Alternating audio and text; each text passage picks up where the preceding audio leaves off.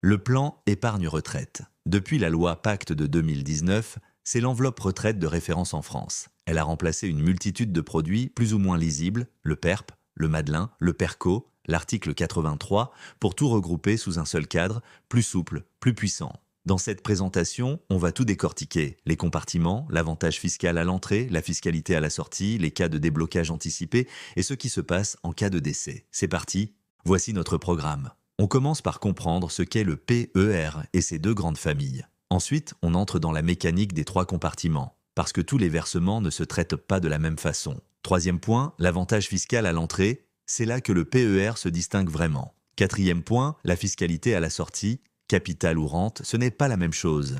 Cinquième point, les accidents de la vie et les 6 cas de déblocage anticipé. Et enfin, ce qui arrive au PER en cas de décès, et pourquoi le choix entre PER assurantiel et bancaire est crucial. Le PER est né de la loi Pacte en 2019. L'objectif était simple, remplacer une jungle de produits de disparates. Le PER pour les salariés, le Madelin pour les indépendants, le PERCO et l'article 83 pour l'entreprise, par une enveloppe unique, transférable et lisible. Le principe de base, vous versez pendant votre vie active et vous récupérez à l'âge légal de départ à la retraite.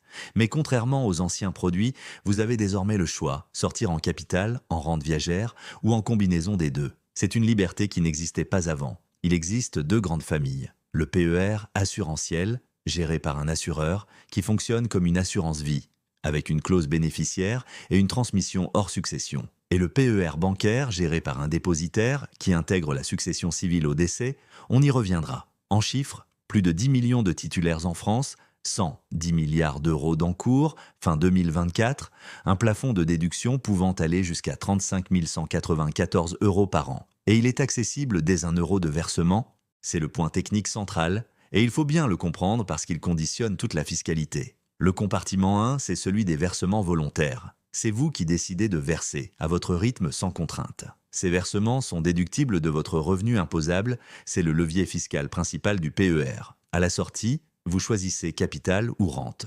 Ce compartiment est issu des anciens PERP et contrats Madelin.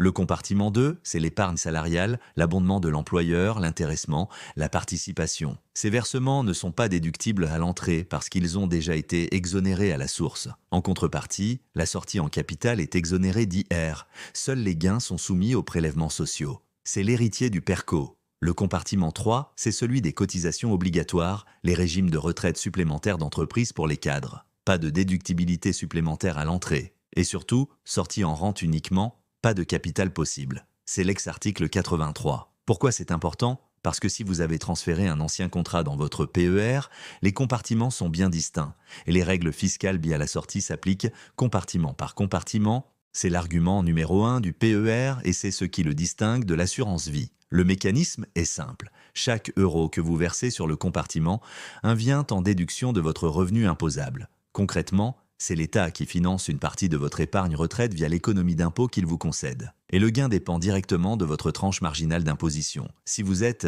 à 11%, pour 1000 euros versés, vous économisez 110 euros d'impôt. À 30%, c'est 300 euros. À 41%, 410 euros. Et à 45%, la tranche la plus haute, 450 euros, économisés pour chaque tranche de 1000 euros versés. Plus votre revenu est élevé, plus l'avantage est massif. Le plafond pour 2025, 10% de vos revenus professionnels de l'année précédente avec un maximum de 35 194 euros. Et si vous n'avez pas utilisé tout votre plafond ces 3 dernières années, vous pouvez le reporter. Le plafond est également mutualisable entre conjoints, ce qui ouvre des stratégies intéressantes pour les couples.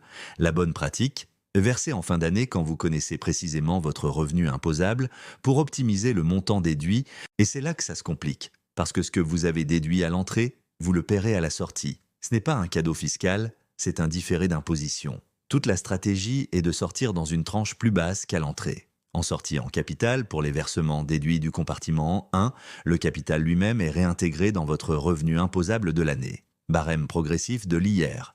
Mais les plus-values générées, elles, sont soumises au PFU de 30 et 1,4%. Et bonne nouvelle, pas de prélèvements sociaux sur le capital. Si vous aviez choisi de ne pas déduire vos versements à l'entrée, ce qui est possible et parfois pertinent, la sortie en capital est exonérée d'IR. Seules les plus-values restent soumises aux prélèvements sociaux à 18,6%.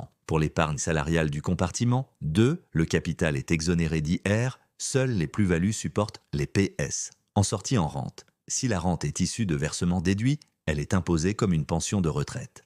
Abattement de 10%, puis barème IR, plus prélèvements sociaux. Si elle est issue de versements non déduits, on applique le régime des rentes viagères à titre onéreux. Seule une fraction est imposable et cette fraction diminue avec l'âge.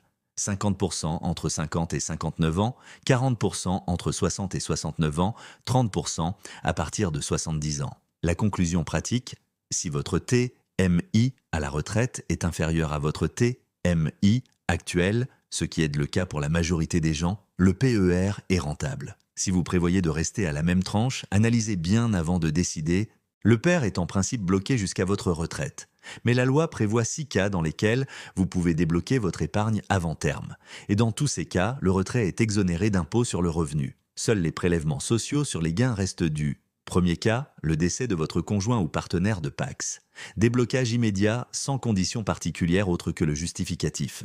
Deuxième cas, l'invalidité, de deuxième ou troisième catégorie, du titulaire lui-même, de son conjoint ou de ses enfants. C'est un filet de sécurité important pour les familles. Troisième cas, le surendettement. C'est la commission de surendettement qui en fait la demande. Procédure encadrée. Quatrième cas, la fin de droits à l'assurance chômage suite à une perte involontaire d'emploi. Attention, ça ne couvre pas une démission ou une rupture conventionnelle si vous avez retrouvé du travail entre-temps. Cinquième cas, la cessation d'activité non salariée suite à une liquidation judiciaire. Pour les TNS, c'est un point important, le jugement du tribunal de commerce est requis. Sixième cas, l'achat de la résidence principale. C'est le seul cas qui ne correspond pas à une situation de détresse, c'est un choix de vie. Mais attention, il ne s'applique qu'au versement volontaire du compartiment 1 et selon les contrats, uniquement au versement non déduit. Ces 6 cas font du PER un produit moins rigide qu'on ne le pense souvent. Il y a toujours une sortie de secours, c'est peut-être le point le moins connu du PER et pourtant, il est déterminant dans le choix du type de contrat. Le PER assurantiel fonctionne exactement comme une assurance vie pour la transmission. Vous désignez librement vos bénéficiaires via une clause bénéficiaire. En cas de décès avant 70 ans, c'est l'article 9, 191 du CGI-TION qui s'applique, 152 500 € exonérés par bénéficiaire, exactement comme pour l'assurance vie. Après 70 ans, on bascule sur l'article 7, 157B, abattement global de 30 500 €, mais les intérêts et plus-values restent exonérés de droits de succession. Et les capitaux transmis ne rentrent pas dans l'actif successoral. C'est hors succession civile. Le PR bancaire, lui, c'est une autre histoire. Il n'y a pas de clause bénéficiaire. Au décès, les avoirs intègrent la succession civile et sont soumis aux droits de succession de droit commun. 100 000 € d'abattement pour un enfant, 15 932 € pour un frère ou une sœur, 0 pour un tiers. Il peut exister des situations où le PER bancaire est pertinent, notamment si vous avez peu d'actifs et des héritiers en ligne directe avec des abattements non utilisés. Mais dans la très grande majorité des cas patrimoniaux, le PER assurantiel